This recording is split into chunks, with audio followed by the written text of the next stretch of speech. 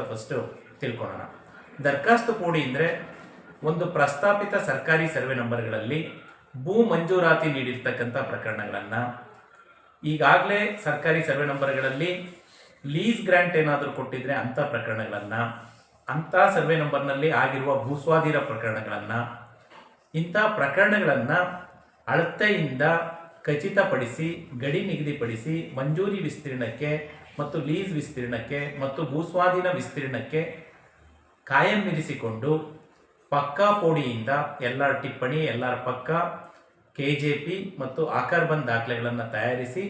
Survey ದಾಖಲೆಗಳಲ್ಲಿ ಕಾಲೋಚಿತಗೊಳಿಸಿ ಒಂದು ಹೊಸ ಸರ್ವೆ ನಂಬರನ್ನು ನೀಡಿ RTCಯನ್ನು ಸೃಜನೆ ಮಾಡುವ ಪ್ರಕ್ರಿಯೆಗೆ ನಾವು ದರಖಾಸ್ತು ಪೋಡಿ ಅಂತ ಕರಿತೀವಿ. ಸ್ನೇಹಿತರೆ, ಮೂಲತಃ ಸರ್ಕಾರದಿಂದ ಸರ್ಕಾರಿ ಸರ್ವೆ ನಂಬರ್ಗಳಲ್ಲಿ ಅರ್ಹ ಫಲಾನುಭವಿಗಳಿಗೆ